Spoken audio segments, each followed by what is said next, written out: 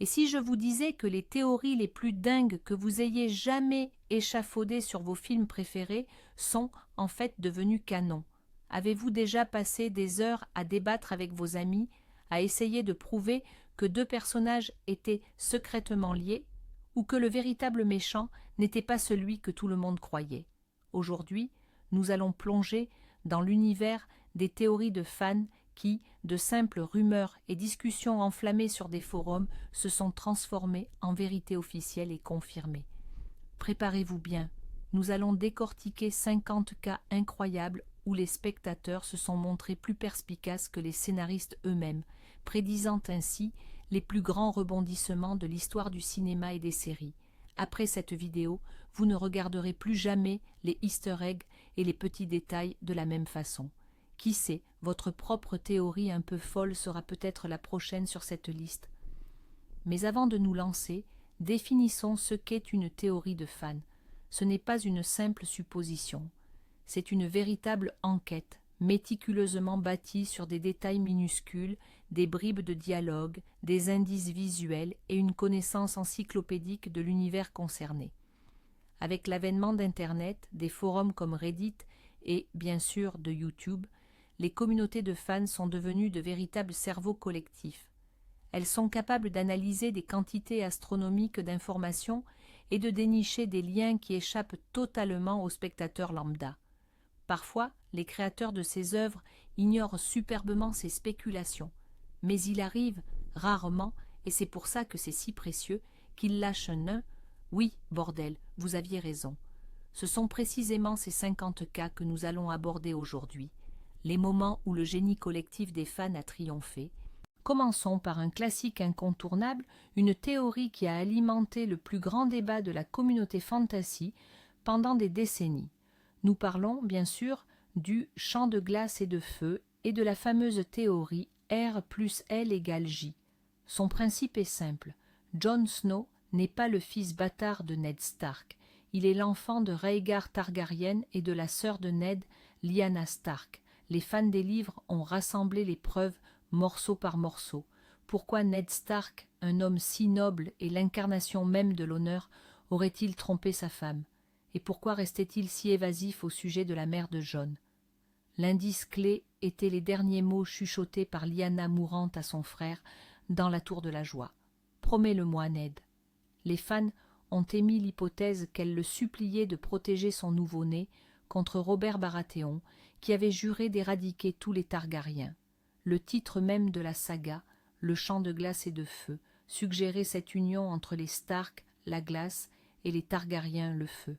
Des années de disputes se sont écoulées jusqu'à ce que la 6e saison de la série Game of Thrones nous offre la vision de Bran. Nous y avons vu une jeune Lyanna mourir avec son nouveau-né dans les bras, qu'elle a ensuite confié à Ned. Ce fut le triomphe absolu de la déduction des fans, un événement qui a totalement bouleversé l'échiquier politique de Westeros et fait de Jon Snow l'héritier légitime du trône de fer. Plongeons dans l'univers de Harry Potter. Dans cette saga aussi, une théorie a longtemps circulé. Elle paraissait trop lugubre pour être crédible, et pourtant, elle s'est avérée être le pilier central de l'intrigue. C'est la théorie selon laquelle Harry Potter lui-même est l'un des Horcruxes de Voldemort. Les fans ont longtemps cherché à comprendre le lien mystérieux entre le garçon et le Seigneur des Ténèbres. Pourquoi Harry parle-t-il le fourche-langue, la langue des serpents, qui est pourtant la marque des descendants de Serpentard? Pourquoi sa cicatrice le fait-elle souffrir lorsque Voldemort est proche ou qu'il éprouve de fortes émotions? Et enfin, pourquoi leurs baguettes magiques sont-elles jumelles? Les lecteurs les plus attentifs ont émis l'hypothèse que la nuit où le sortilège de la mort a ricoché sur Harry pour frapper Voldemort, l'âme déjà instable du Seigneur des Ténèbres s'était de nouveau fragmentée. Et un fragment de cette âme s'est accroché à la seule forme de vie présente dans la pièce, le bébé Harry. Cela expliquait leur connexion mentale et les étranges capacités du jeune sorcier. J.K. Rowling a finalement confirmé cette théorie dans les Reliques de la mort, lorsque Harry a découvert la vérité dans les souvenirs de Rogue. Cela impliquait que pour vaincre définitivement Voldemort, Harry devait lui-même mourir. un dénouement incroyablement tragique et puissant que les fans avaient pourtant décrypté bien avant la fin de la saga. Passons maintenant à cette théorie, à la fois si évidente et si géniale que sa confirmation a provoqué une véritable ovation dans les salles de cinéma. Il s'agit bien sûr du Marvel Cinematic Universe et de la personne de Stan Lee. Le créateur légendaire de bandes dessinées apparaissait dans chaque film sous la forme de caméos amusants. Il jouait un DJ dans un club de striptease, un garde de sécurité, un vétéran de guerre ou encore un chauffeur de bus. Très vite, les fans ont commencé à plaisanter. Et si ce n'était pas juste des gens différents qui se ressemblent, et si c'était le même personnage voyageant à travers l'espace et le temps, c'est ainsi qu'est née la théorie selon laquelle Stan Lee était en fait un observateur. Dans les comics, les observateurs sont une ancienne race extraterrestre qui surveille tous les événements de l'univers sans jamais intervenir. L'explication idéale pour tous ces caméos, et c'est là que, dans le film Les Gardiens de la Galaxie, volume 2, le réalisateur James Gunn l'a officialisé. Dans l'une des scènes, on voit Stan Lee en combinaison spatiale assis sur un astéroïde, racontant ses histoires à un groupe de grandes figures drapées, les fameux observateurs. Il leur dit « Ah, cette fois où j'étais coursier », faisant directement référence à son caméo dans Captain America, Civil War. C'était un magnifique clin d'œil, à la fois aux créateurs et aux fans, transformant une simple série de blagues en une partie officielle du lore de l'univers. Rappelez-vous le classique de Disney, Aladdin ? Au début du film, un marchand ambulant tente de nous vendre la fameuse lampe tout en introduisant le récit. Ce personnage était doublé par le même acteur que le génie, l'inoubliable Robin Williams. Les indices ne s'arrêtent pas là. Le marchand avait 4 doigts, exactement comme le génie, et sa tenue bleue avec une ceinture rouge était étonnamment similaire. Les fans ont rapidement fait le rapprochement, et une théorie a émergé. Le marchand n'est autre que le génie, désormais libéré, qui parcourt le monde pour raconter l'histoire de son meilleur ami, Aladdin. C'était une théorie charmante, qui rendait la conclusion du film encore plus touchante. Pendant des années, elle n'est restée qu'une simple spéculation. Cependant, en 2015, les réalisateurs du film, Ron Clements et John Musker, ont finalement apporté une confirmation officielle. Ils ont révélé que, oui, c'était bien leur intention depuis le départ. À l'origine, la scène finale devait montrer le marchand retirant son turban pour se révéler être le génie. Malheureusement, cette séquence a été coupée au montage, mais l'idée conceptuelle était bien présente dès la genèse du projet. Alors, la prochaine fois que vous regarderez Aladdin, rappelez-vous ceci, l'histoire vous est contée par le seul, l'unique, le grand et inimitable génie. Plongeons dans l'univers des hautes technologies et de la crise existentielle avec la série Westworld. La première saison était truffée de mystères, mais l'énigme centrale gravitait autour de 2 personnages, William, le nouveau venu, bon et naïf, et l'homme en noir, cruel et cynique, obsédé par la recherche d'un mystérieux labyrinthe. Les fans sur Reddit ont rapidement repéré des incohérences.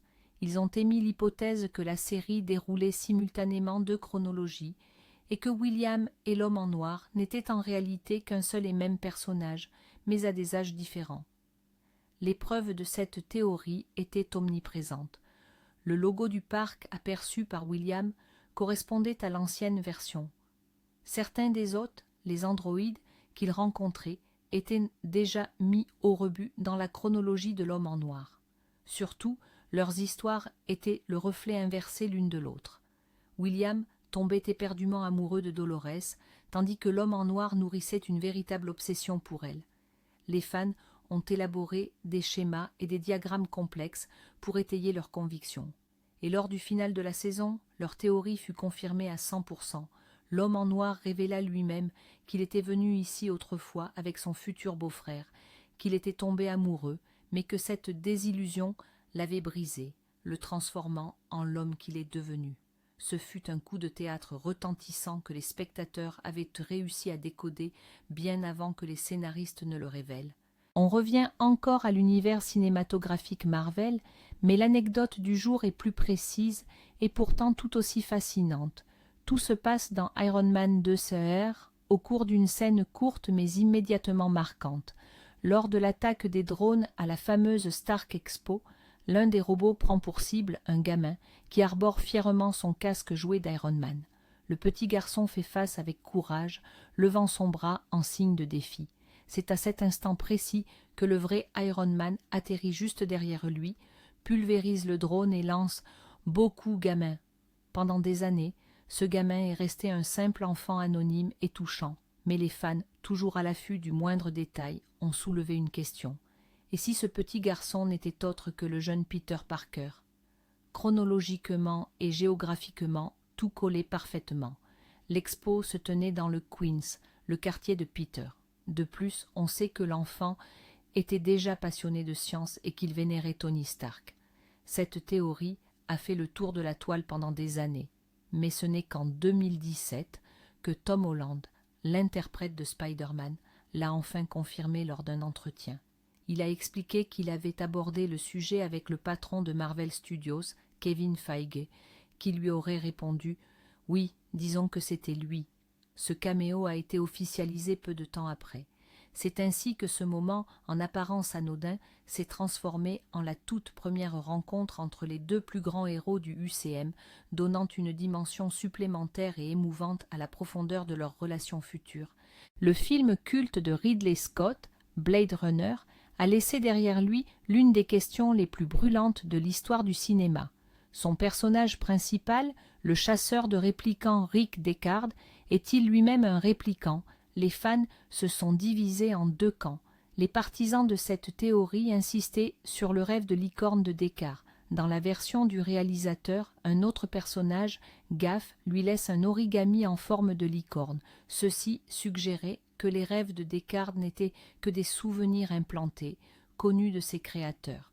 À l'inverse, les opposants affirmaient que cette hypothèse ruinait toute l'idée centrale du film sur la quête d'humanité. Ridley Scott lui-même a déclaré à maintes reprises que pour lui, Deckard est indubitablement un réplicant. L'acteur Harrison Ford a cependant toujours campé sur la position inverse. Ce débat a duré des décennies. Une conclusion définitive semblait avoir été apportée par la suite, Blade Runner 2049. Dans ce film, Deckard a vieilli, ce qui est atypique pour les anciens modèles de réplicants. Pourtant, le film n'a jamais donné de réponse franche, laissant la question en suspens. Mais pour la majorité des fans et surtout pour le créateur de l'univers lui-même, la théorie reste la bonne. Deckard est une machine qui chasse d'autres machines, et c'est là que réside la principale tragédie de son existence. Cette ambiguïté ne fait qu'alimenter les controverses, mais la position de l'auteur est claire. Revenons à Poudlard. Au-delà des Horcruxes, une autre grande énigme planait au-dessus d'Albus Dumbledore et de sa famille. Dans les livres Harry Potter, on découvre l'histoire tragique de sa sœur, Ariana. Enfant, elle a été attaquée par de jeunes moldus, et ses pouvoirs magiques sont alors devenus incontrôlables et dangereux. Elle a accidentellement tué sa mère et a elle-même trouvé la mort au cours d'un duel opposant Albus, son frère Aberforth, et Gellert Grindelwald. En lisant cette description, les fans ont rapidement fait le lien avec une nouvelle notion introduite dans le film Les Animaux Fantastiques, l'Obscurus. Un Obscurus est une entité magique sombre et incontrôlable qui se développe chez les jeunes sorciers qui répriment leur magie. La description du comportement d'Ariana correspondait parfaitement à celle d'un Obscurus. L'hypothèse était qu'Ariana Dumbledore était le premier Obscurus connu de cet univers.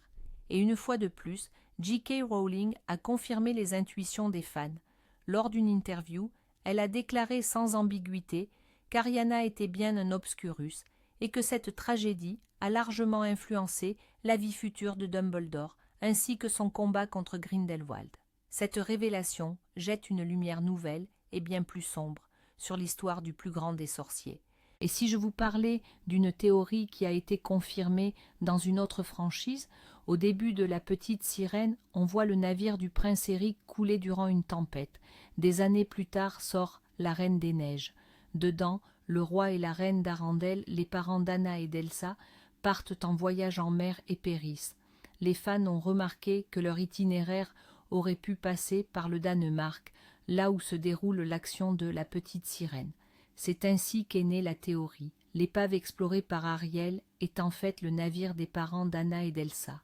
Cela reliait deux films à un seul et même univers. Pendant longtemps, ce n'était qu'une hypothèse amusante, mais l'un des réalisateurs de La Reine des Neiges, Chris Buck, qui avait aussi travaillé sur Tarzan, a jeté de l'huile sur le feu. Il a révélé que, selon sa propre version, le roi et la reine n'étaient pas morts. Ils ont été rejetés sur la côte, dans la jungle, où ils ont eu un fils, Tarzan. Et c'est là qu'ils ont été tués par un léopard. Bien sûr, ce n'est pas un canon à 100%, mais le fait que les créateurs eux-mêmes soutiennent et développent ce genre de théorie est très révélateur. Pour beaucoup de fans de Disney, cela est devenu une confirmation non officielle, mais très agréable, de l'existence d'un univers de contes de fées unifié.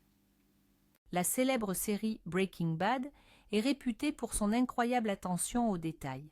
D'ailleurs, une théorie de fans repose entièrement sur un de ces petits éléments, apparemment insignifiants.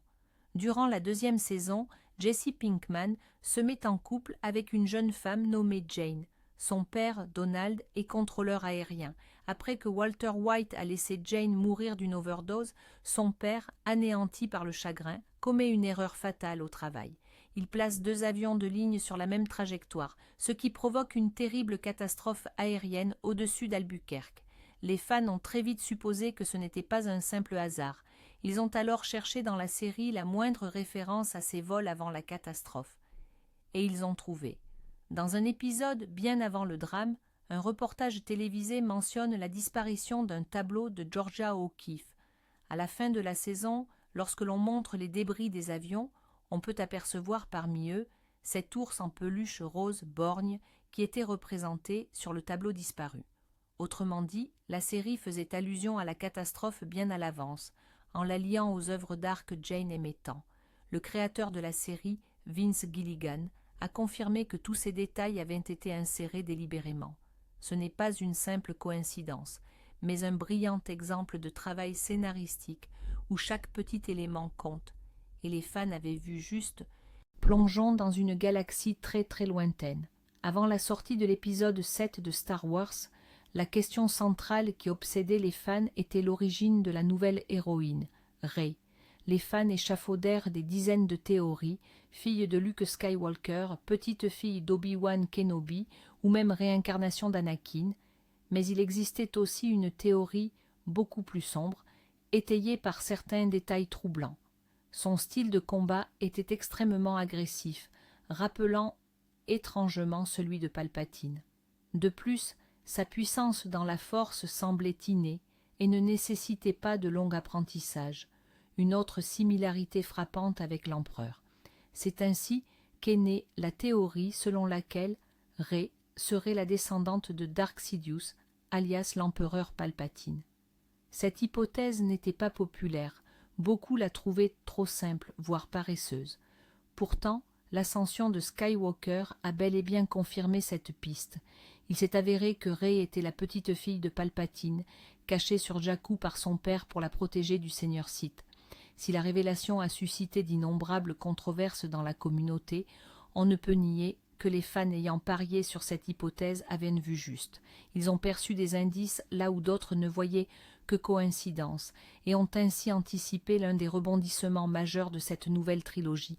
Quand on parle de films à fin inattendue, Sixième Sens de M. Night Shyamalan vient immédiatement à l'esprit. Mais que diriez-vous si je vous apprenais que de nombreux spectateurs avaient découvert le twist principal bien avant le dénouement? La théorie était simple. Le personnage de Bruce Willis, le docteur Malcolm Crowe, est mort depuis le début du film. Il a été tué par un ancien patient dès la toute première scène. Dès lors, toute son interaction avec le monde extérieur se limite à ses conversations avec le jeune Cole, celui qui, comme on le sait, voit les morts. Les spectateurs les plus attentifs ont rapidement repéré les indices. Malcolm ne parle jamais à personne d'autre que Cole. Sa femme l'ignore constamment, comme s'il n'était pas là. Il ne parvient pas à ouvrir la porte de son propre bureau, et surtout, il porte exactement les mêmes vêtements que le soir de sa mort. Lorsque cette théorie a vu le jour, beaucoup l'ont rejetée, la considérant comme un simple spoiler inventé de toutes pièces. Pourtant, la scène finale, au cours de laquelle Malcolm réalise l'horrible vérité, a tout clarifié. C'était l'exemple parfait d'une théorie si logique et si bien étayée par les preuves que sa confirmation n'était, en fin de compte, qu'une pure formalité. Le film lui-même offrait toutes les clés, et seuls les fans les plus observateurs ont réussi à assembler toutes les pièces du puzzle. La série Doctor Who est pleine de mystères, mais l'un d'eux a tourmenté les fans pendant des années. Qui est River Song, cette mystérieuse archéologue qui connaît l'avenir du Docteur, alors que pour lui, elle n'est qu'une inconnue. Leurs lignes temporelles se déroulent en effet dans des directions opposées. Quand elle le rencontre pour la première fois, elle connaît déjà son nom et meurt pour lui. Inversement, quand lui la rencontre, il n'a aucune idée de qui elle est. Les fans ont élaboré d'innombrables théories sur ses origines. La plus populaire et la plus folle affirmait que River Song n'était autre que Melody Pond, la fille des compagnons du Docteur, Amy et Rory. Plusieurs indices allaient dans ce sens. Dans un épisode, River chuchote le vrai nom du Docteur, un secret que seule la personne la plus proche de lui pouvait connaître. Dans un autre, on découvre que le mot « river » signifie « song » dans la langue d'un peuple des forêts Gamma. Le scénariste Steven Moffat est un maître pour tenir les spectateurs en haleine, mais il a finalement confirmé cette hypothèse. Dans l'épisode A Good Man Goes to War, un homme bon part en guerre, on apprend que l'enfant d'Amy et Rory a été enlevé pour être transformé en arme contre le Docteur. C'est à la fin de cet épisode que River révèle qu'elle est bien Melody Pond. L'enfant ayant grandi, ce fut un moment choquant et rempli d'émotions, que les fans avaient pourtant prédit avec une précision incroyable. Dans l'univers des comics, il existe une histoire qui a longtemps été reléguée au rang de simple fan-fiction audacieuse. Il s'agit du célèbre one-shot d'Alan Moore, The Killing Joke, qui dépeint l'une des origines possibles du Joker. Dans le dénouement de cette œuvre, Batman et le Joker, après leur énième confrontation sanglante, se retrouvent sous la pluie. Le Joker raconte alors une blague sinistre sur deux fous qui tentent de s'échapper d'un asile. Les deux adversaires se mettent à rire ensemble, mais dans la dernière case, le rire de Batman s'interrompt brutalement, tandis que sa main se pose sur l'épaule du Joker. Les fans ont alors échafaudé le scénario le plus sombre. À cet instant précis, Batman, ayant atteint son point de rupture, brise son serment le plus sacré et tue le Joker, lui brisant la nuque. Plusieurs indices alimentaient cette théorie, le rire coupé net, mais aussi l'ambiguïté du titre même, The Killing Joke, la blague mortelle. Pendant des années, cela n'est resté qu'une simple interprétation, mais en 2013, le scénariste Grant Morrison, l'un des auteurs les plus influents et respectés de l'univers Batman, a totalement validé cette lecture lors d'un podcast. Pour lui, la conclusion était sans appel. Batman met fin au jour de son pire ennemi. Même si cette version n'est pas reconnue comme canonique à 100% dans l'ensemble de l'univers DC, le simple fait qu'un des principaux idéologues de Batman ait confirmé cette conjecture de fans la rend, pour ainsi dire, quasi officielle.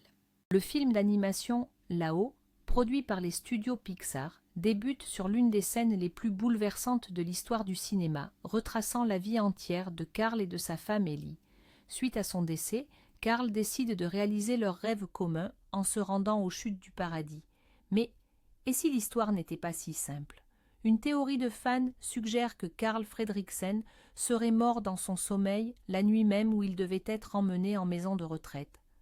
Par conséquent, son périple à bord de sa maison volante ne serait rien d'autre que son voyage vers l'au-delà.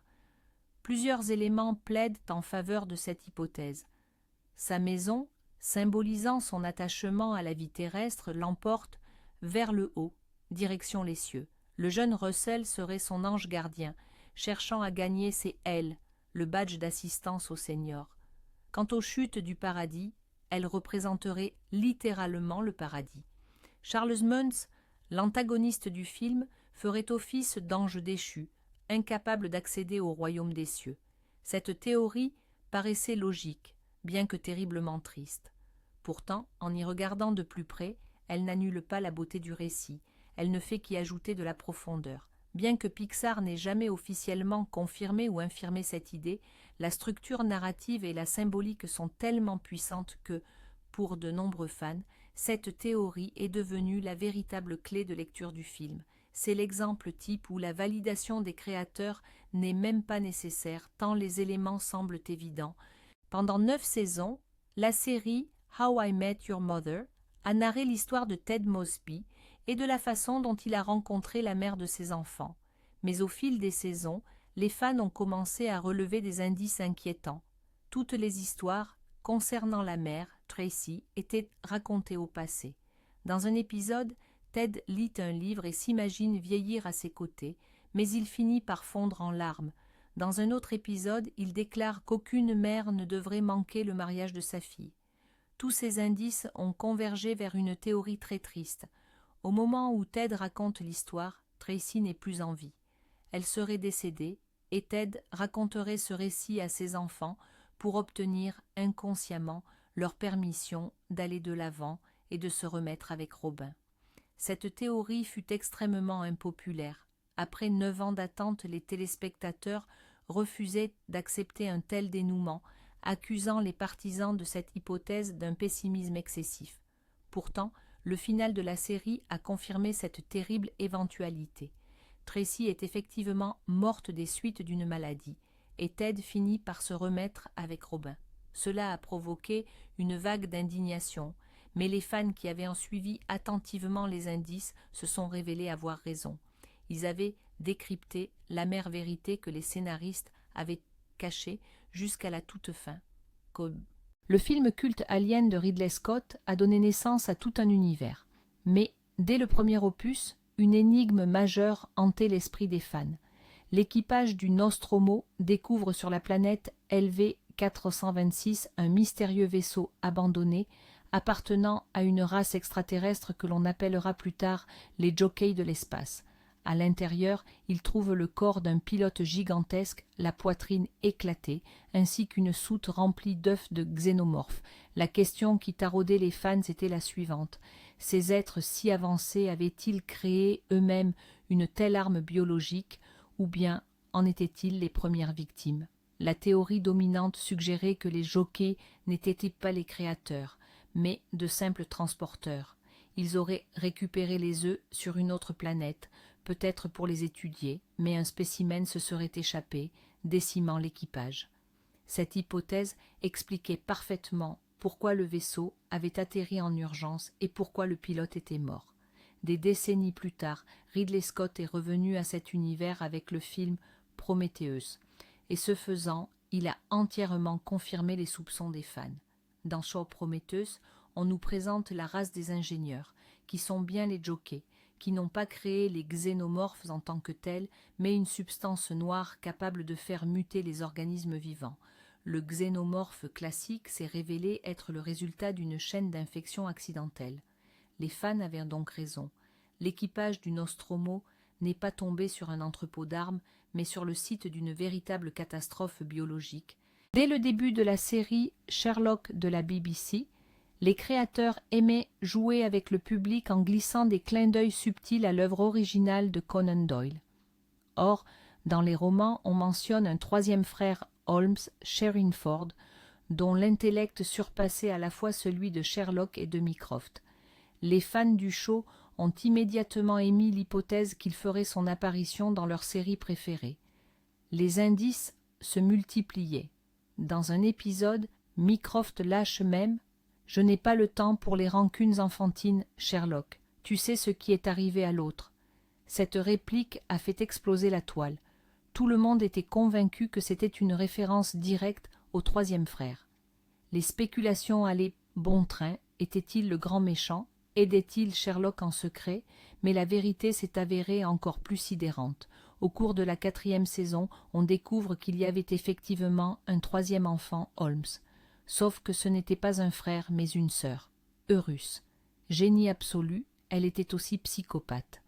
Enfant, elle avait mis le feu à leur domaine familial, et tout le monde la croyait morte. En réalité, Mycroft l'avait cachée dans une prison secrète réservée aux criminels les plus dangereux. Les fans avaient donc raison sur l'essentiel. Un troisième Holmes existait bel et bien. Il s'était juste trompé sur le genre, mais le fond de l'énigme avait été déchiffré correctement. Prenons l'exemple d'une théorie que les créateurs ont d'abord acceptée à contre-cœur.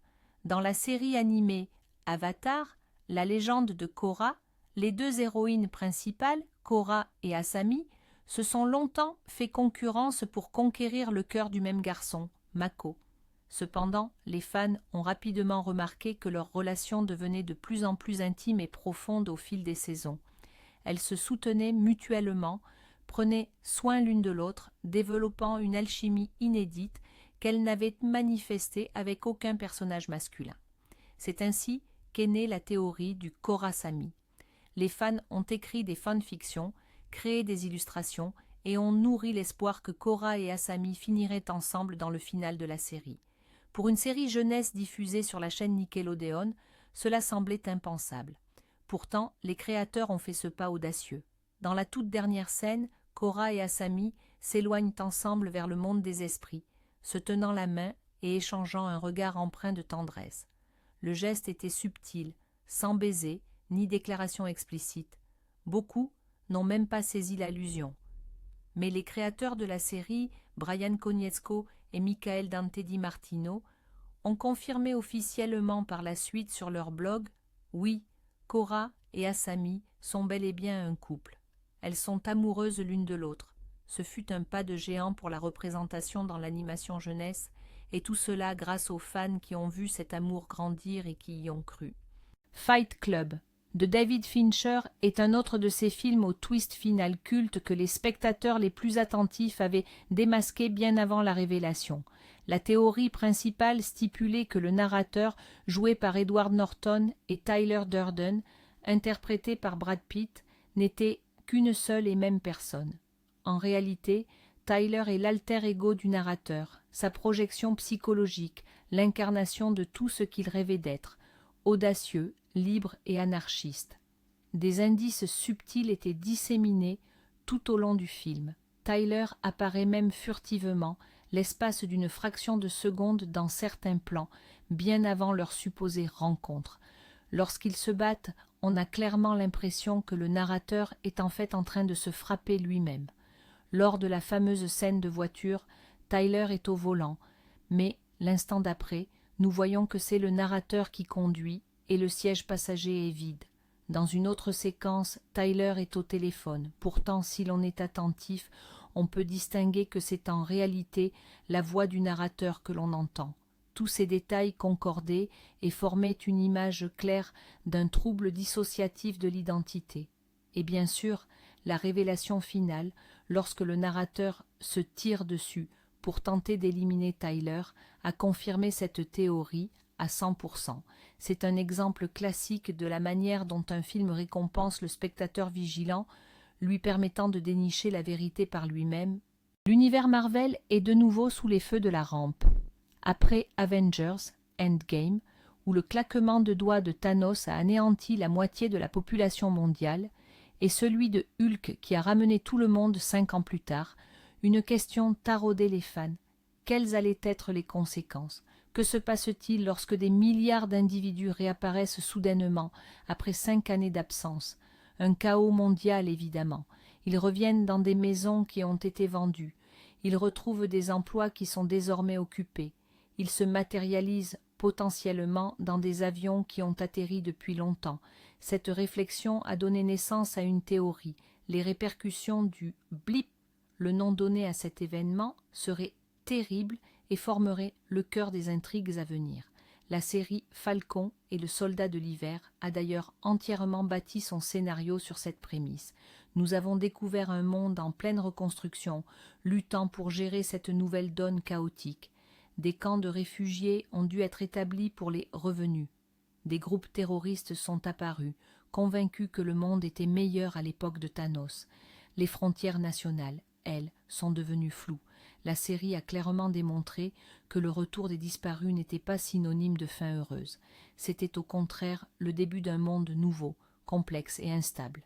Et les fans qui avaient anticipé un tel développement se sont révélés avoir parfaitement raison. La série Lost était tellement truffée de mystères que de nouvelles théories de fans voyaient le jour chaque semaine. Mais l'une des théories les plus anciennes et les plus populaires concernait le personnage de John Locke. Dès le début, on nous montre qu'avant le crash d'avion, John était paralysé et cloué dans un fauteuil roulant. Mais, sur l'île, il guérit miraculeusement et retrouve l'usage de ses jambes. Les fans ont immédiatement supposé qu'il ne s'agissait pas d'un simple miracle, mais que l'île elle-même possédait des propriétés mystiques et curatives. Cette théorie est devenue fondamentale pour toute la suite de l'intrigue, et elle a été confirmée à maintes reprises. Rose, qui souffrait d'un cancer, se sentait parfaitement saine sur l'île.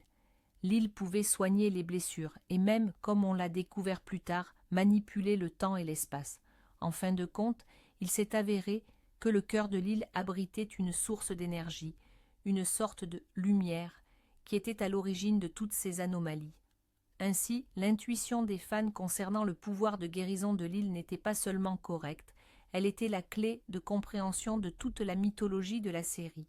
Ils avaient saisi l'essence même du show, et ce, dès les premiers épisodes. Le film Inception de Christopher Nolan possède l'une des fins les plus débattues de l'histoire du cinéma. La toupie, le totem du personnage principal, Dominic Cobb, continue de tourner. Si elle s'arrête, c'est la réalité. Si elle continue indéfiniment, c'est un rêve. L'écran devient noir avant que nous n'ayons la réponse. Mais les fans, eux, n'ont jamais abandonné. Ils ont développé une théorie qui ne dépend absolument pas de la toupie, la théorie de l'alliance. Les spectateurs attentifs ont remarqué que, tout au long du film, Cobb ne porte son alliance que lorsqu'il est dans un rêve. Dans les scènes censées se dérouler dans la réalité, l'anneau est totalement absent de son doigt. Observons maintenant la scène finale. Cobb traverse l'aéroport, retrouve ses enfants, et là son alliance n'est pas à son doigt. Pour les fans, c'est la preuve irréfutable. La fin se déroule bien dans le monde réel, et Cobb a réussi à rentrer chez lui. Christopher Nolan, lui, a toujours refusé de donner une réponse définitive, affirmant que pour Cobb cela n'avait déjà plus d'importance. Cependant, il n'a jamais démenti l'indice de l'alliance. C'est un détail minuscule, facile à manquer, mais qui apporte une réponse claire à la grande question du film. Et ce sont les fans qui l'ont déniché. Dans la série à succès de Disney, Gravity Falls, les mystères ne faisaient pas qu'habiter l'intrigue. Ils étaient gravés dans l'ADN même du programme. Chaque épisode cachait des messages chiffrés que les fans s'amusaient à déchiffrer à l'aide de divers codes. L'une des énigmes centrales tournait autour de l'identité de l'auteur des mystérieux journaux que Dipper avait trouvés. À la fin de chaque épisode, pendant les crédits, on pouvait apercevoir furtivement une page contenant un cryptogramme. Les fans se sont mis à les décoder et à rassembler les pièces du puzzle. Ces messages laissaient entendre l'existence d'une société secrète et suggéraient que quelqu'un en ville détenait tous les secrets. Mais surtout, une phrase récurrente dans le journal était « Malheureusement, mon frère jumeau ». C'est ainsi qu'est née la théorie. Stan Pines, le propriétaire de la cabane au mystère, avait un frère jumeau, et c'était lui l'auteur des fameux journaux. Les preuves s'accumulaient. Dans un épisode, Stan fixait une balançoire où 2 enfants avaient joué autrefois. De plus, sa maison contenait d'étranges symboles qui correspondaient à ceux trouvés dans les journaux. Et au milieu de la 2e saison, la théorie a été confirmée avec éclat. Stan avait bien un frère jumeau nommé Ford, un scientifique de génie, qui avait écrit les journaux avant de se retrouver coincé dans une autre dimension. Stan, lui, avait passé sa vie à essayer de le ramener.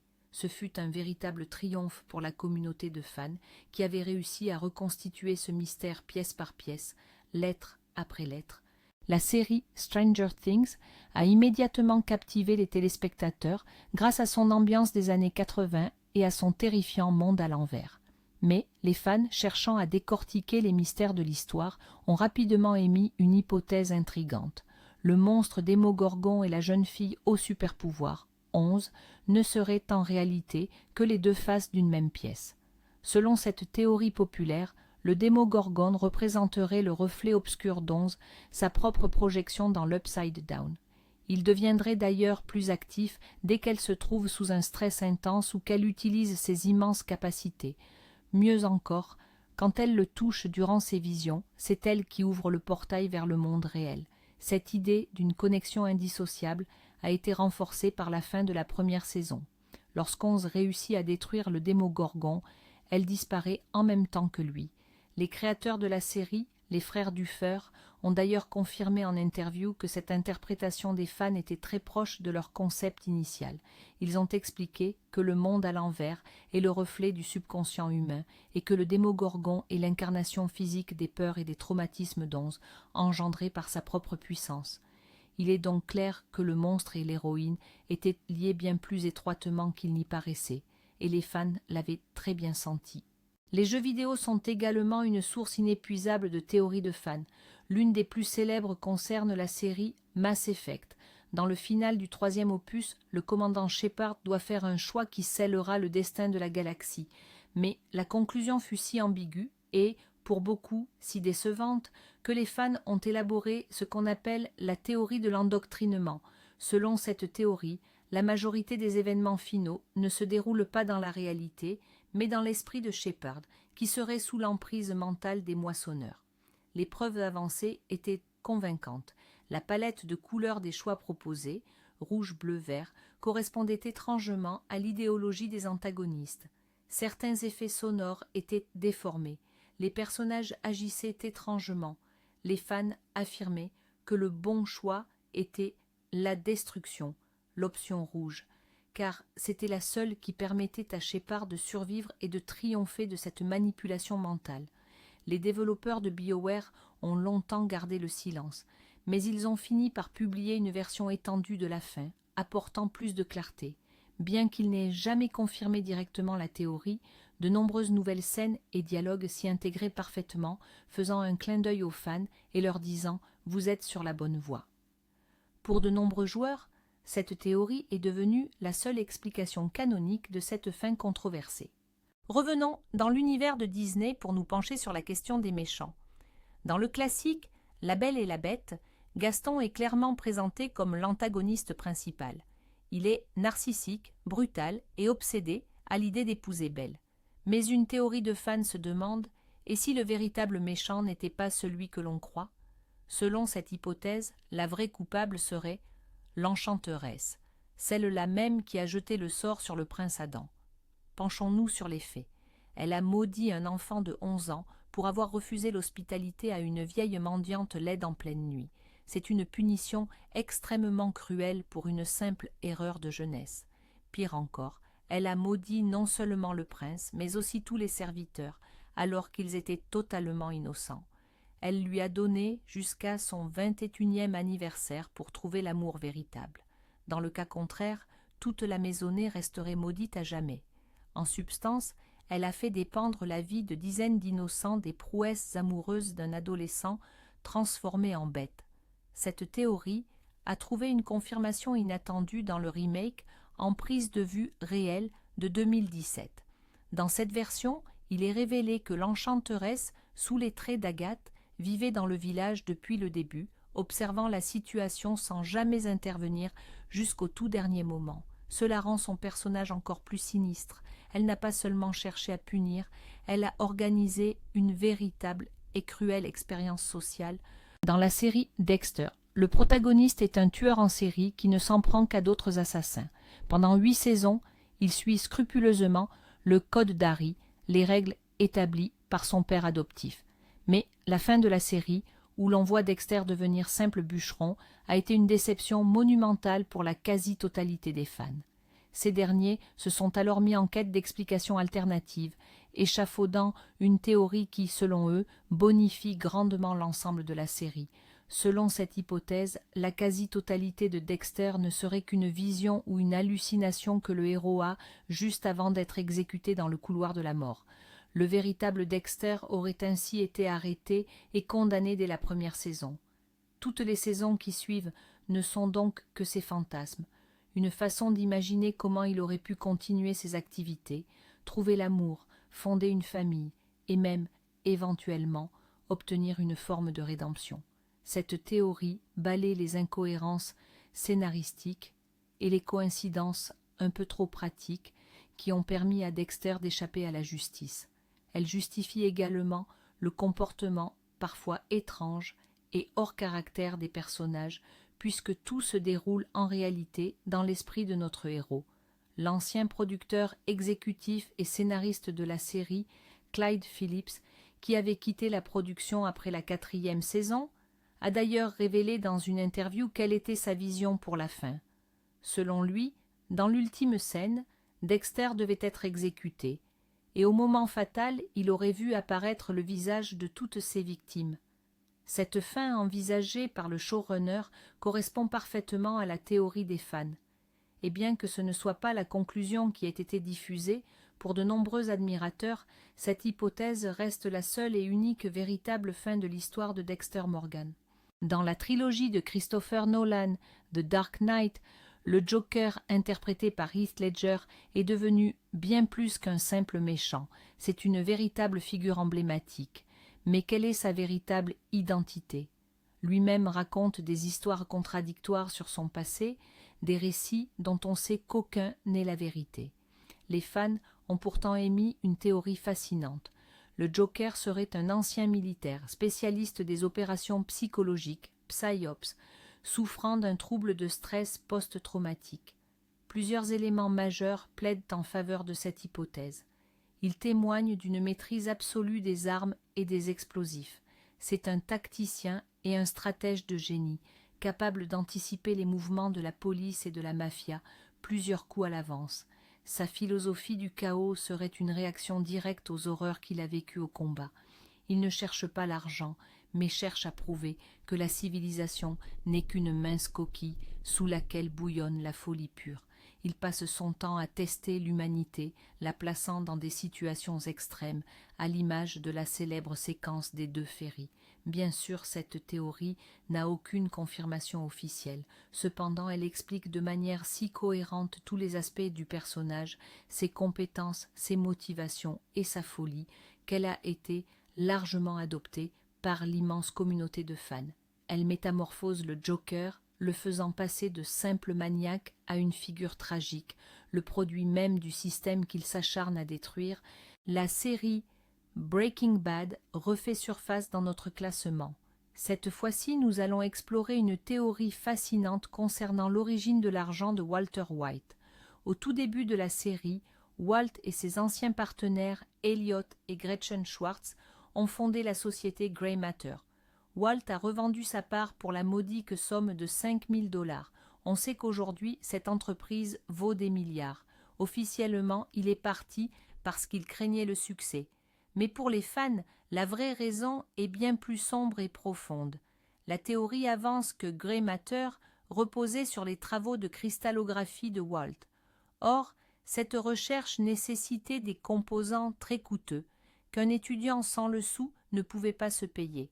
Il aurait donc commencé à cuisiner de la méthamphétamine pour financer ses travaux scientifiques. Cela expliquerait pourquoi, dans l'épisode pilote, il s'y met avec autant d'aisance et de professionnalisme. Il avait déjà l'expérience. S'il a quitté l'entreprise, ce serait parce qu'Elliot et Gretchen ont découvert son passé criminel et ont racheté ses parts pour préserver la réputation de Grey Matter.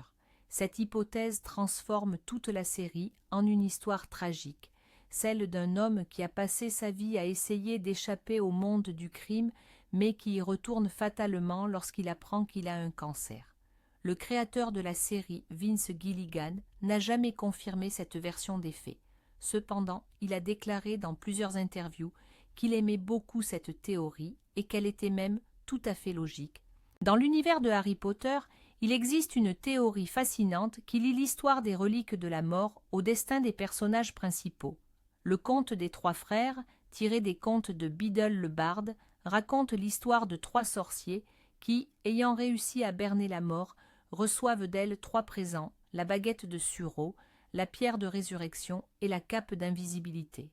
Or, les fans ont trouvé dans ce conte une ressemblance frappante avec le destin de nos 3 héros principaux. Voldemort, à l'image du frère aîné, a soif de puissance et cherche la baguette la plus puissante, ce qui causera finalement sa propre perte. Severus Rogue, lui, serait le frère du milieu.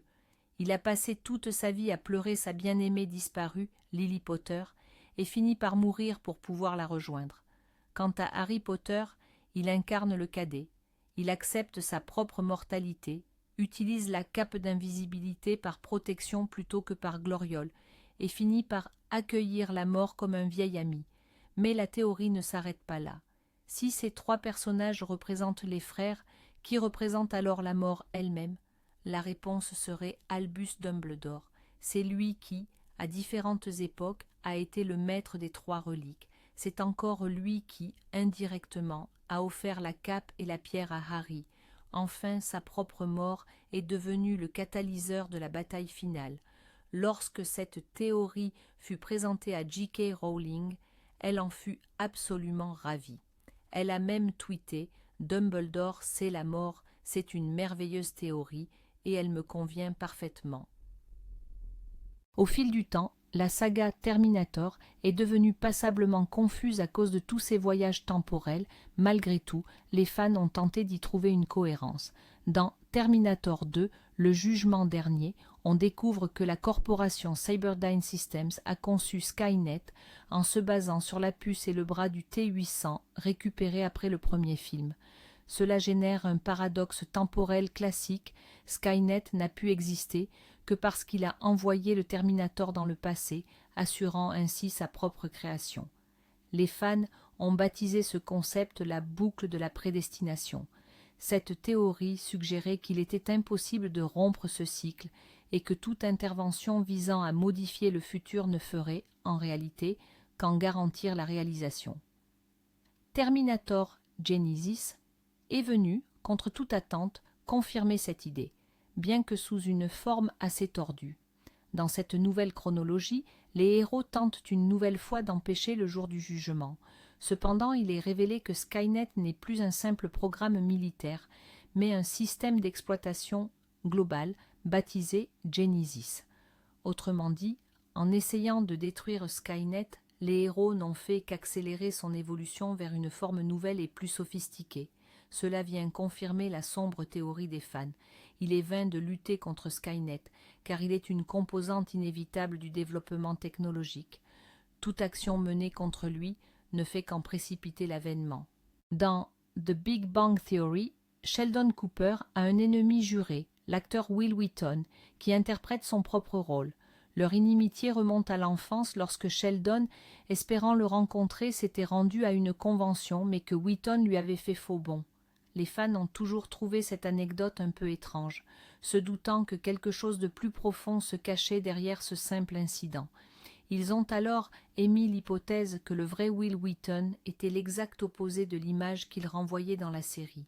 Loin d'être méchant ou égoïste, il serait au contraire quelqu'un de gentil et de prévenant, et il aurait eu une raison valable de manquer cette convention. Son rôle de méchant dans la série n'était donc qu'une façade, un jeu qu'il entretenait uniquement pour piquer Sheldon. Cette théorie s'est d'ailleurs confirmée dans un épisode. Will Wheaton y révèle à Léonard que le jour de la fameuse convention, sa grand-mère est décédée et qu'il était en fait aux funérailles. Il avait même tenté de s'excuser auprès de Sheldon, mais ce dernier n'avait jamais voulu l'écouter. Cette révélation modifie complètement la dynamique de leur relation. Sheldon a en fait détesté pendant des années un homme qui n'avait rien fait de mal, tandis que Will endurait stoïquement ses attaques. Cela a rendu le personnage de Wheaton beaucoup plus complexe et attachant. Les fans qui avaient pressenti sa véritable gentillesse avaient donc vu juste. Piège de cristal est un monument du cinéma d'action. Mais il y a toujours eu une question qui taraude les fans. Pourquoi le plan du grand méchant Hans Gruber était-il si compliqué? Prendre un gratte-ciel d'assaut, séquestrer des otages, exiger la libération de terroristes. Tout ça pourquoi? Simplement pour ouvrir la chambre forte et voler des obligations? Selon la théorie la plus répandue, le plan initial de Hans était tout autre, et l'arrivée inopinée de John McClane a tout bouleversé. À l'origine, Gruber voulait ouvrir le coffre-fort discrètement, pendant que la fête de Noël battait son plein et que tout le monde avait la tête ailleurs. Mais l'intervention de McClane l'a forcé à improviser. Il a dû monter toute une mise en scène simulant un acte de terrorisme afin de détourner l'attention de la police et du FBI pendant que ces hommes s'occupaient du coffre-fort. Cette théorie vient d'être confirmée par le scénariste du film lui-même, Stephen E. de Souza. Il a révélé que dans le scénario original, McClane et Hans devaient synchroniser leurs montres dans une scène. On aurait alors découvert qu'ils portaient exactement le même modèle. C'était censé être un clin d'œil, suggérant qu'ils étaient tous deux des hommes du système, simplement opposés par les circonstances. Le scénariste a bien confirmé que l'irruption de McClane a obligé Hans à transformer un simple braquage en un acte terroriste spectaculaire. En clair, John McClane n'a pas seulement arrêté le vol, il l'a en réalité provoqué. La première saison de True Detective suit les détectives Rust Cole et Marty Hart, alors qu'ils enquêtent sur une série de meurtres rituels liés au culte du roi jaune. Pendant toute la saison, leur investigation les mène sur la piste de la famille Tuttle, un clan puissant dont les membres occupent des postes haut placés. Cependant, lors du final, ils n'arrêtent qu'un seul exécutant, un jardinier du nom d'Errol Childress. De nombreux spectateurs ont été déçus, estimant que les véritables cerveaux de l'opération avaient échappé à la justice. Néanmoins, les fans ont élaboré la théorie du cercle plat du temps, s'appuyant sur la philosophie même de Rust Cole. Selon cette interprétation, l'histoire est cyclique et le mal ne peut jamais être totalement éradiqué. L'arrestation de Childress n'est donc pas la fin, mais seulement l'achèvement d'une boucle dans la spirale. Le culte des Tuttle continuera d'exister, et de nouveaux héros émergeront dans le futur pour reprendre le combat. Le créateur de la série, Nick Pizzolatto, a d'ailleurs totalement validé cette interprétation lors d'une interview. Il a expliqué avoir délibérément choisi une fin ouverte pour montrer que le monde ne se résume pas au noir et blanc. Les détectives ont gagné une bataille, mais pas la guerre, et cette confrontation cyclique entre le bien et le mal est destinée à se poursuivre indéfiniment. Par conséquent, les fans qui ont vu dans ce dénouement non pas une faiblesse scénaristique, mais une idée philosophique profonde, avaient absolument raison. La série animée Samurai Jack racontait l'histoire d'un samouraï projeté dans un futur lointain par le méchant Aku. Pendant 4 saisons, Jack a cherché à retourner dans son passé, mais la conclusion laissait les spectateurs sur une fin assez ouverte. 13 ans plus tard, la 5e et dernière saison a vu le jour, adoptant un ton beaucoup plus sombre et mature. Dans ce nouveau chapitre, Jack avait perdu son katana et tout espoir. Les fans ont immédiatement remarqué que le monde futur avait changé. Il était devenu plus brutal et la technologie avait fait un bond en avant considérable. C'est ainsi qu'est née une théorie. Un temps considérable, peut-être même plusieurs décennies, s'était écoulé entre la 4e et la 5e saison. Jack avait cessé de vieillir suite à un effet secondaire de ses voyages temporels, mais le monde autour de lui continuait de se transformer sous le joug oppressant d'Aku. Genndy Tartakovsky, le créateur de la série, a confirmé que la 5e saison se déroulait bien 50 ans après les événements de la 4e. Cela expliquait à la fois le désespoir de Jack, la transformation du monde et pourquoi il était devenu si fatigué et si endurci.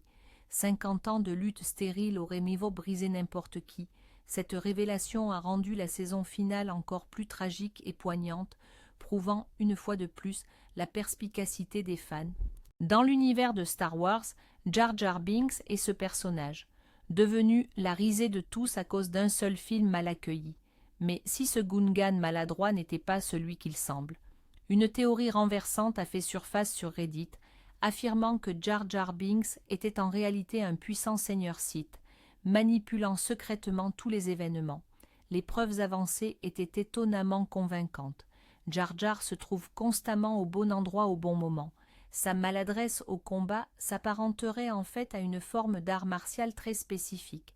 Il utilise des gestes qui ressemblent étrangement aux manipulations mentales des Jedi pour influencer les autres. C'est d'ailleurs lui qui propose de donner les pleins pouvoirs à Palpatine, un acte qui mène de facto à la création de l'Empire. La théorie suggère que Jar Jar était l'apprenti ou le partenaire de Palpatine, jouant l'idiot pour que personne ne soupçonne ses véritables intentions. L'acteur qui jouait Jar Jar, Ahmed Best, a lui-même confirmé que de nombreux éléments de cette théorie étaient fondés. Selon lui, le personnage devait être beaucoup plus sinistre au départ et sa transformation en méchant était prévue pour les films suivants. mais face à l'énorme réaction négative du public, George Lucas a abandonné l'idée et l'a remplacée par le comte Dooku. Donc oui, nous étions à 2 doigts de voir Dark Jar Jar, et les fans avaient vu juste. La série House of Cards racontait l'histoire de Frank Underwood, un politicien impitoyable prêt à tout pour accéder au pouvoir. Sa marque de fabrique était la rupture du 4e mur. Il s'adressait régulièrement et directement aux spectateurs, nous transformant ainsi en ses complices. Les fans ont rapidement supposé que ce n'était pas un simple artifice scénaristique. Selon une théorie très répandue, nous, le public, représentions pour Frank une sorte d'ami imaginaire ou de confesseur privilégié à qui il confiait le récit de sa vie. Peut-être était-il en train d'écrire ses mémoires ou de donner une interview secrète. Cette hypothèse a pris un tour inattendu lors de la 5e saison, quand sa femme, Claire Underwood, a elle aussi regardé la caméra et s'est adressée au public. Les fans ont immédiatement élaboré une nouvelle théorie. Claire a toujours été consciente de notre présence, mais elle s'était tue. Désormais, elle reprenait le contrôle du récit. Après l'éviction de Kevin Spacey de la série, la saison finale a été entièrement centrée sur Claire, et c'est là que la théorie a trouvé sa confirmation. Claire ne s'est pas contentée de nous parler, elle s'est battue contre Frank pour notre attention, pour le droit de raconter sa propre version de l'histoire. Le final a montré que le 4e mur était en réalité un champ de bataille pour l'héritage politique. Les fans, qui avaient vu dans cette technique bien plus qu'une simple astuce, avaient finalement raison.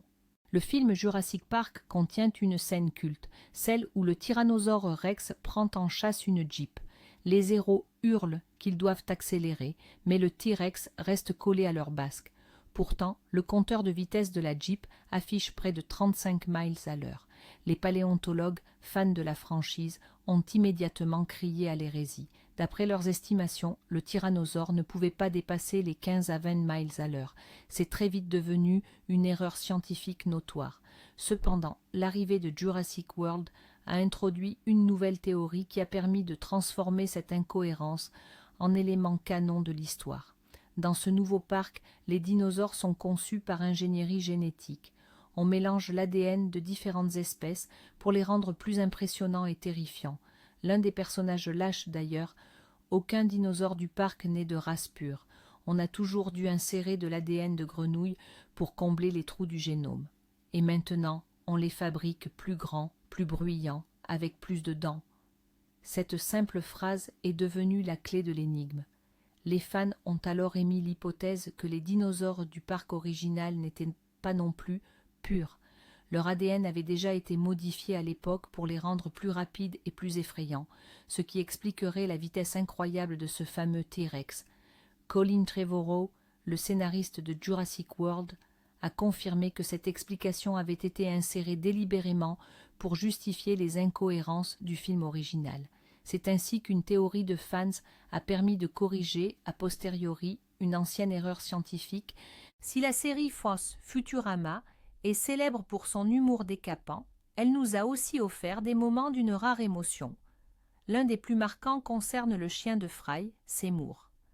Dans un épisode culte, Fry retrouve les restes fossilisés de son fidèle compagnon et décide de tenter de le cloner.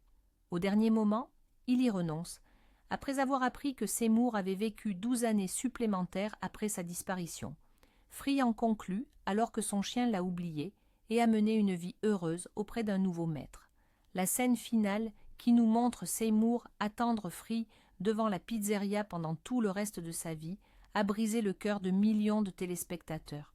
Mais les fans, incapables d'accepter ce dénouement tragique, ont élaboré une théorie de justification. Dans le long-métrage Le monstre aux milliards de pattes, Bender's Big Score, Fry crée accidentellement un double de lui-même. Ce sosie temporel se retrouve bloqué dans le passé, au XXIe siècle. La théorie suggère que ce double de Fry était en réalité le nouveau maître de Seymour. En d'autres termes, le chien n'a pas attendu pour rien. Il a eu une vie heureuse aux côtés de sa propre copie. Cette théorie était si populaire et si logique que les scénaristes ont décidé de l'intégrer au canon de la série. Dans un épisode ultérieur, cette idée a été directement confirmée montrant clairement que le sosie temporel de Fry s'était bien occupé de Seymour. Ainsi, les fans ont pu corriger l'une des scènes les plus déchirantes de l'histoire des dessins animés. Dans le film culte Matrix, Neo découvre que son monde n'est qu'une simulation informatique. Mais si ce n'était pas toute la vérité, les fans ont élaboré une théorie complexe, la matrice dans la matrice.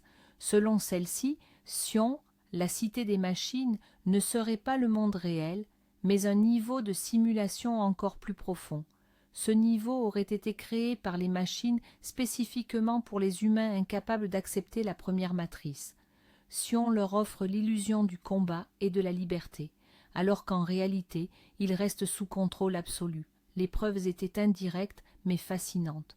Comment Neo a-t-il pu, à la fin du deuxième film, utiliser ses pouvoirs dans le monde réel et stopper les sentinelles robots par la seule force de sa pensée? Et comment l'agent Smith a-t-il réussi à prendre possession du corps d'un humain pour pénétrer dans Sion? La théorie suggérait que cela n'était possible que si Sion elle-même n'était qu'un autre programme. Les sœurs Wachowski n'ont jamais donné de réponse claire. Pourtant, des indices confirmant cette théorie ont été distillés dans le jeu vidéo de Matrix Online, qui constituait la suite officielle de la trilogie. De plus, dans le récent film Matrix Résurrection, l'idée de simulation multiniveau et de contrôle absolu de la réalité est devenue absolument centrale. Ainsi, même si un oui franc n'a jamais été prononcé, toute l'évolution de la franchise semble confirmer que les fans avaient vu juste. Il n'y a en réalité aucune véritable sortie de la matrice. Dans le premier film Avengers, on assiste à la scène où Loki se rend à Captain America et Iron Man. Cette reddition a toujours paru suspecte, car le dieu de la malice aurait pu sans problème leur tenir tête. Les fans ont rapidement émis l'hypothèse qu'il s'agissait d'un plan machiavélique. Loki se serait rendu volontairement pour infiltrer l'héliporteur du SHI Eld et démanteler l'équipe des Avengers de l'intérieur. Son objectif n'était pas seulement de conquérir la Terre, mais d'opposer les héros les uns aux autres en exploitant leurs faiblesses et leurs désaccords internes. Il savait que le sceptre contenant la pierre de l'esprit se trouvait à bord et que celle-ci amplifiait les émotions négatives. Il comptait bien sur le fait que les héros se disputeraient, que Hulk perdrait le contrôle et détruirait le vaisseau. Et son plan a failli fonctionner. Les Avengers ont effectivement commencé à se déchirer, et seule la mort de l'agent Coulson a réussi à les ressouder. Pendant longtemps, cette théorie n'était qu'une simple interprétation populaire chez les fans. Mais la série Loki l'a en substance confirmée. Dans l'un des épisodes, on nous montre une version de Loki qui a mené ce plan à bien, a vaincu les Avengers et a conquis la Terre. Cela a prouvé que l'intention initiale du dieu de la ruse n'était pas la force brute, mais une manipulation subtile. Les fans qui n'avaient jamais cru à sa simple reddition avaient donc percé ce secret depuis le début. L'œuvre culte de Stanley Kubrick, Shining, est un véritable trésor pour les fans et surtout pour les amateurs de théories du complot. L'une des théories les plus tenaces prétend que le film serait l'aveu masqué de Kubrick d'avoir aidé le gouvernement américain à mettre en scène le faux alunissage de 1969. Cela semble insensé, mais les indices, eux, sont troublants. Le jeune Danny, par exemple, porte un pull orné d'une fusée, clairement identifiable comme la fusée Apollo 11. Autre fait marquant, la chambre interdite porte le numéro 237. Or, la distance moyenne entre la Terre et la Lune est de 238 000 miles. Selon les fans, Kubrick aurait délibérément modifié ce chiffre d'une unité pour signaler la supercherie. Dans une autre scène, Danny joue sur un tapis dont le motif étrange ressemble à une aire de lancement. Lorsqu'il se lève, il crée l'illusion visuelle que la fusée est sur le point de décoller. L'histoire même de l'hôtel Overlook, construit sur un ancien cimetière amérindien, est interprétée comme la métaphore parfaite de la tromperie du gouvernement américain envers sa propre population. Cette théorie a été développée en détail dans le documentaire Room 237. Bien entendu, aucune confirmation officielle n'a jamais été apportée, mais au vu du perfectionnisme légendaire de Kubrick et de son obsession pour le symbolisme, de nombreux fans sont convaincus qu'il a bel et bien dissimulé ce message codé dans son film. C'est l'exemple parfait d'une théorie qui, à force d'être convaincante, finit par se suffire à elle-même. Dans la série culte The Office, la relation entre Pam et Jim est sans aucun doute l'un des fils rouges majeurs de l'histoire. Mais une question a toujours obsédé les fans. Quel était le contenu de la fameuse note que Jim avait glissée dans la théière de Pam lors de l'épisode de Noël de la saison 2 ? Il la lui avait retirée juste avant qu'elle ne puisse la lire. Ce n'est que bien plus tard, lors de la 9e et dernière saison, qu'il lui a finalement rendu ce mot tant attendu. Nous ne savons pas ce qu'elle contient, mais la réaction de Pam est sans appel. Elle fond en larmes, bouleversée par le bonheur. Pendant des années, les théories de fans n'ont cessé de se multiplier. Et récemment, Jenna Fischer, l'actrice qui incarnait Pam, a finalement levé le voile sur ce secret lors d'une interview en podcast. Elle a expliqué que le réalisateur avait demandé à John Krasinski, l'interprète de Jim, d'écrire un adieu personnel, non pas à Pam, mais à elle, Jenna, en tant que partenaire de jeu et amie après 9 années de collaboration. Ce que nous voyons à l'écran n'est donc pas la réaction de Pam face aux mots de Jim, mais la réaction brute et sincère de Jenna Fischer face à la lettre de John Krasinski. C'était un instant d'une intimité et d'une charge émotionnelle si forte que la production a décidé de le conserver tel quel dans le montage final. La théorie des fans, selon laquelle cette note contenait quelque chose de profondément important et personnel, s'est ainsi révélée juste, et l'histoire derrière le secret est bien plus touchante que quiconque aurait pu l'imaginer. Dans la saga Toy Story, la plus grande crainte des jouets, c'est de voir Andy grandir et inévitablement cesser de jouer avec eux.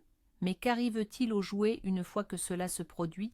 Les fans ont remarqué un détail troublant. Dans une scène du premier film, la mère d'Andy porte un chapeau de cow-boy étonnamment similaire à celui de Jessie, la cowgirl introduite dans le 2e opus. Or, dans le 3e volet, on découvre que Jessie appartenait à une certaine Emily, qui, elle aussi, a fini par grandir et par l'abandonner. C'est ainsi qu'est née une théorie fascinante. La mère d'Andy ne serait autre qu'Emily, la propriétaire de Jessie, devenue adulte. Cela expliquerait non seulement l'origine de son chapeau, mais aussi pourquoi elle fait preuve d'une telle affection envers les jouets de son fils.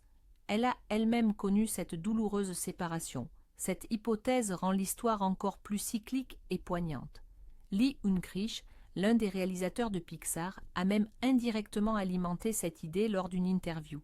Il a déclaré « Vous savez, je ne peux pas vous dire si c'est vrai ou faux, mais j'aime penser que c'est le cas. » Bien que ce ne soit pas une déclaration officielle à 100%, pour la majorité des fans, ce non-démenti a suffi. C'est un joli détail qui s'intègre parfaitement à l'univers de Toy Story et l'enrichit considérablement.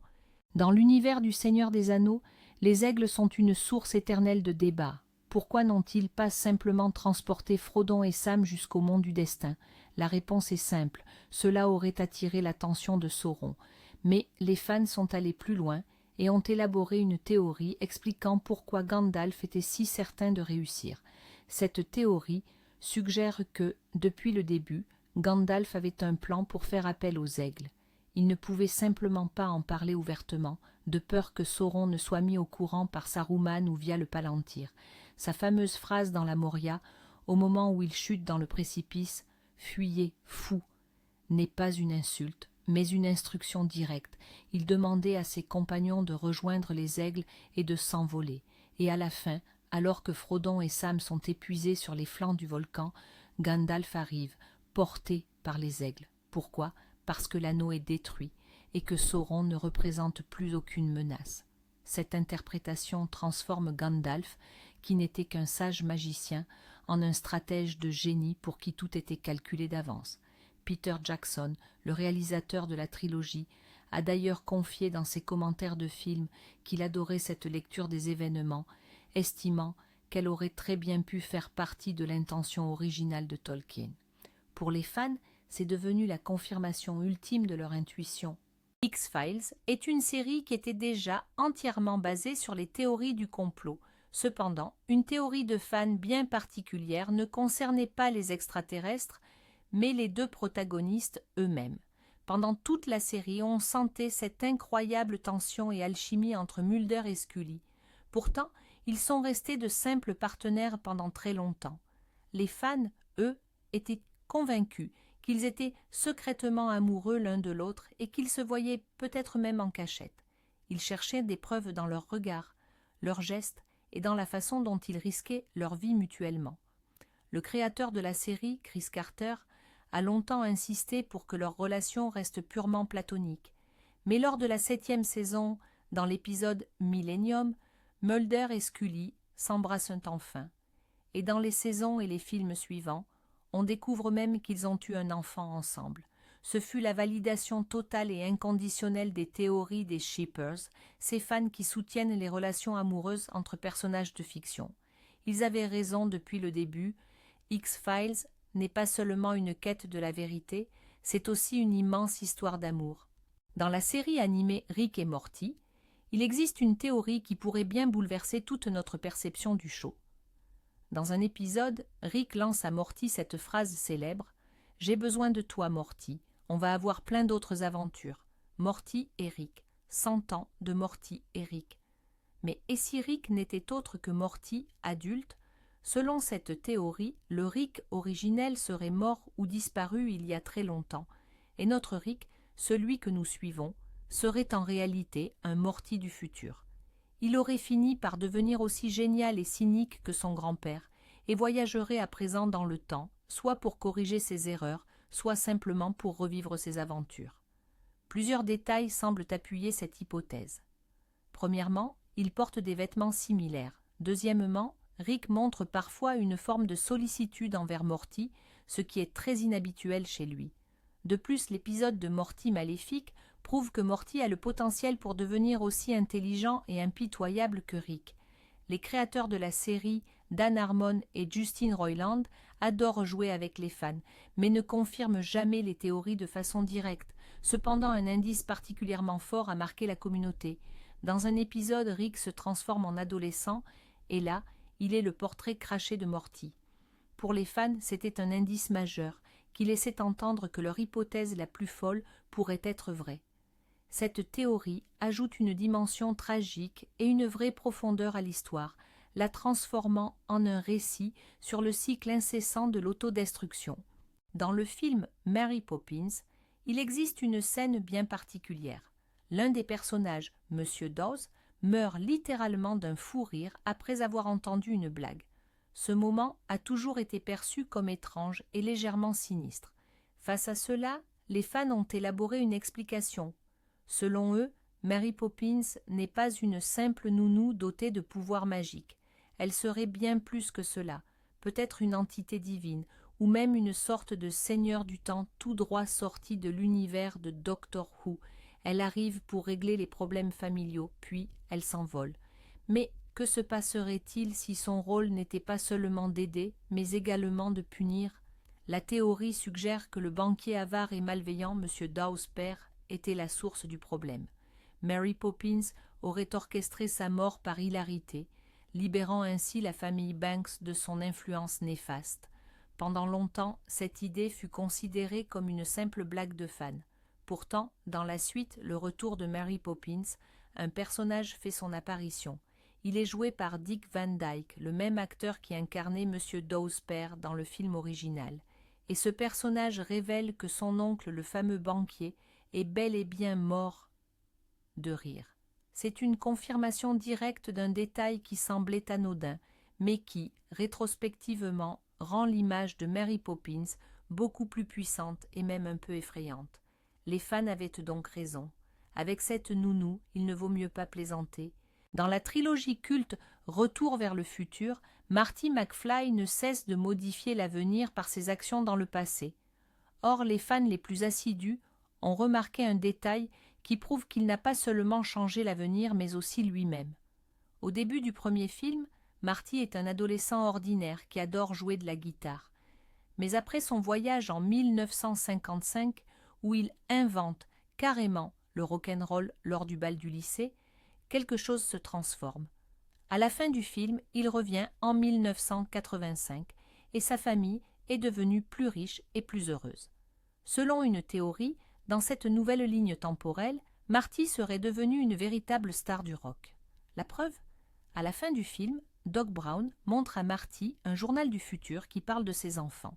Sauf que, dans le troisième volet, lorsque Marty se retrouve au Far West, il tombe sur une pierre tombale portant son nom et sa date de décès. Les fans ont fait le rapprochement. Dans une réalité, Marty devient un musicien célèbre, et dans l'autre, il meurt jeune. Le scénariste Bob Gale a d'ailleurs confirmé dans une interview que leur idée était bien de montrer que l'avenir n'est pas figé. Marty a plusieurs destins potentiels, y compris cette carrière de rockstar. Ceux qui croyaient au succès musical de Marty étaient donc sur la bonne voie. Et voilà, 50 fois de suite, l'intelligence collective des fans a vu juste. Des rebondissements majeurs qui transforment des univers entiers, aux petits détails touchants qui donnent de la profondeur à nos personnages préférés. Ces histoires prouvent que les créateurs d'œuvres et leur audience sont en dialogue constant. Parfois, les auteurs laissent volontairement des indices pour les plus attentifs.